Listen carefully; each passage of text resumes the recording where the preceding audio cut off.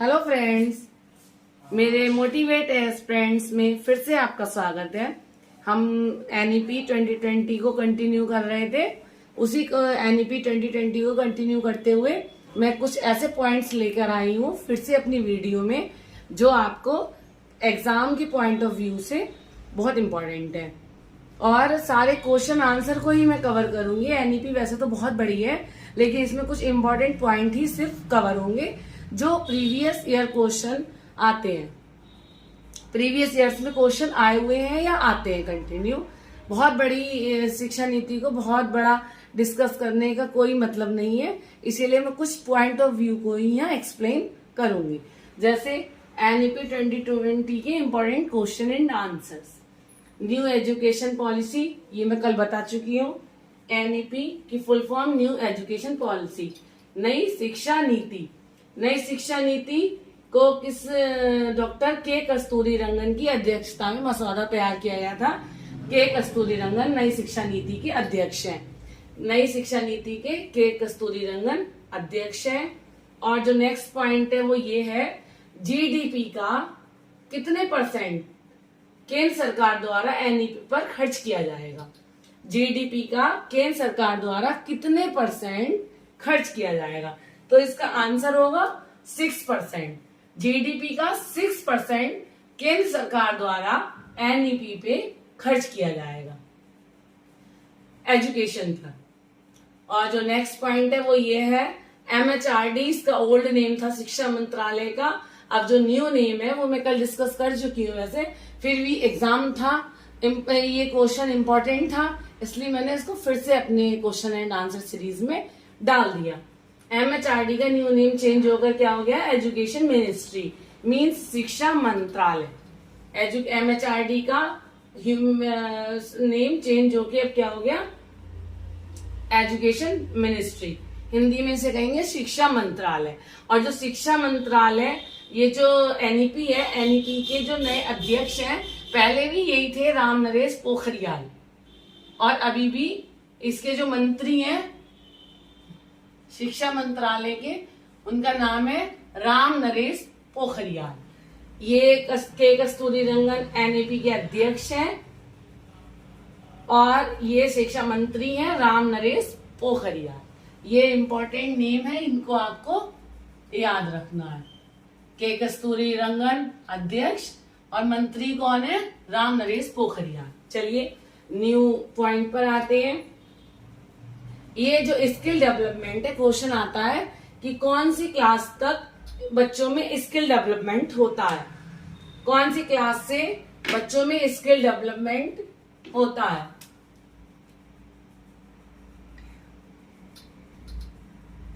Development की spelling mistake हो गई है।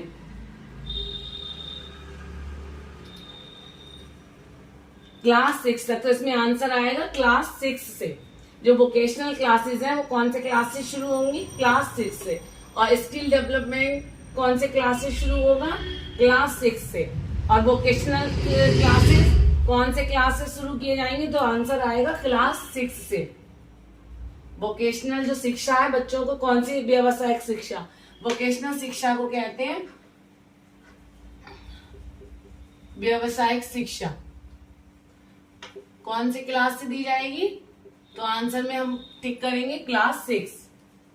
और कौन से क्लास, क्वेश्चन न्यू पॉइंट जो है वो ये है, न्यू क्वेश्चन ये है कि कौन सी क्लास तक, कौन से मिनिमम क्लास तक बच्चे को मातृभाषा या क्षेत्रीय भाषा में शिक्षा दी जाएगी। मातृभाषा या क्षेत्रीय भाषा में। तो इसका आंसर जो होगा वो ये होगा कि क्लास 5th तक, मिनिमम क्लास 5th तक बच्चों को शिक्षा मातृभाषा या क्षेत्रीय भाषा में दी जाएगी। मातृभाषा या क्षेत्रीय भाषा में क्लास 5th तक बच्चों को शिक्षा दी जाएगी। अगर मिनिमम आएगा कम से कम क्लास 5th तक, और अधिक से अधिक 8th क्लास तक बच्चों को मातृभाषा में शिक्षा दी जाएगी।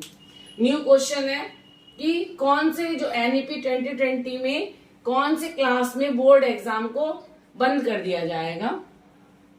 तो एनईपी 2020 के अंतर्गत क्लास 10th के बोर्ड एग्जाम को फिनिश कर दिया जाएगा।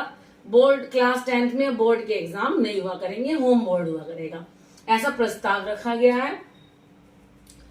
तो हमारे आंसर में क्या आएगा? 10th class, 10th class.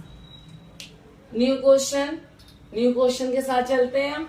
New question ये है कि 8 से 13 वर्ष के बच्चे को गुणवत्तापूर्ण शिक्षा प्रदान की जाएगी। कब तक?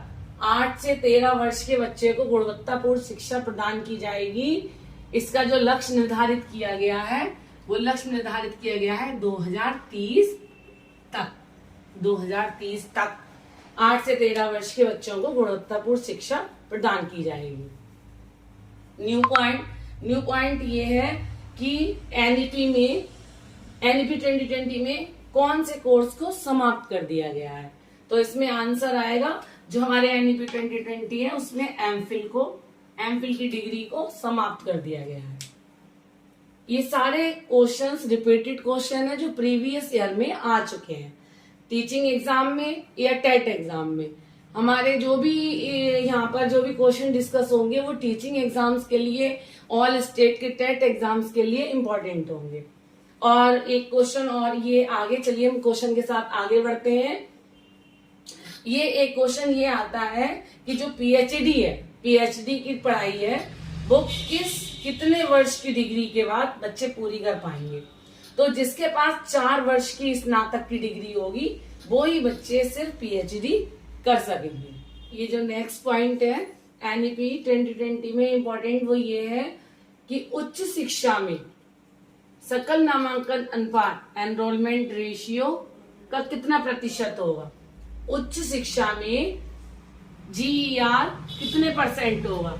तो उच्च शिक्षा में, हायर एजुकेशन में नामांकन अनुपात 26.3 26.3 होगा। इट इज इम्पोर्टेंट पॉइंट, इसको याद रखना। और स्कूल के लिए एनसीएफ नेशनल करिकुलम फ्रेमवर्क कौन तैयार करेगा। स्कूल के लिए, सारे स्कूलों के लिए जो एनसीएफ है, नेशनल करिकुलम फ्रेमवर्क, कौन तैयार करेगा? एनसीईआरटी। कौन तैयार करेगा? एनसीईआरटी। ये जो एनईपी के सारे इंपॉर्टेंट क्वेश्चंस हैं वो बहुत इंपॉर्टेंट है, आप एक बार इनको फॉलो करिए और प्रीवियस ईयर क्वेश्चंस है उनको सर्च करिए और देखिए इनमें से कितने क्वेश्चन आपके कवर हुए हैं। फिर आप वीडियो पर बने रहिए। और पॉइंट और एनईपी के बारे में जानने के लिए आपको मेरी प्रीवियस वीडियो पर भी जाना पड़ेगा। और न्यू पॉइंट पे चलते हैं हम लोग। माध्यमिक स्तर पर स्कूली शिक्षा को 100% जीईआर के साथ किस वर्ष तक लक्षित किया गया है। स्कूली शिक्षा को 100% जीईआर के साथ, ग्रॉस एनरोलमेंट रेशियो के साथ किस वर्ष तक लक्षित किया गया है। ये याद रखना है। क्वेश्चन क्या है? माध्यमिक स्तर पर। ये क्वेश्चन आपको कंफ्यूज करेगा। 100% याद रखना है और माध्यमिक स्तर पर याद रखना है। 100% जीईआर के साथ 2030 तक लक्षित किया गया है। और उच्च शिक्षा में 50% जीईआर के साथ किस वर्ष तक लक्षित किया गया है। स्कूली शिक्षा को 50% जीईआर के साथ उच्च शिक्षा में कब तक लक्षित किया गया है? 2035 तक। ये क्वेश्चन आपको कंफ्यूज करेंगे। तो ये आपको माध्यमिक स्तर पर 100% जीईआर के साथ 2030 तक, और उच्च शिक्षा का नाम आए 50% का नाम है तो 2035 तक इसे लक्षित किया गया। जीईआर क्या होता है? जीईआर की फुल फॉर्म है ग्रॉस एनरोलमेंट रेशियो, सकल नामांकन अनुपात। सकल नामांकन अनुपात। नेक्स्ट पॉइंट पर आते हैं। किस बिल के तहत जारी किया गया था? जो एनईपी है वो एनईपी 20 को किस बिल के तहत जारी की गई थी? NEP 2020 NHEB national higher education bill के साथ जारी की गई थी। एनईपी 2020 को कैबिनेट की मंजूरी कब मिली? एनईपी 2020 को कैबिनेट की मंजूरी कब मिली? तो इसमें डेट याद रखनी है 29 जुलाई 2020। कैबिनेट की मंजूरी कब मिली? 29 जुलाई 2020 को। Next point, RT 2009 right to education 2009 के अनुसार 3 वर्ष से 18 वर्ष की आयु वर्ग को जोड़ा गया। किस वर्ष की आयु को जोड़ा गया? 3 वर्ष से 18 वर्ष की आयु को जोड़ा गया।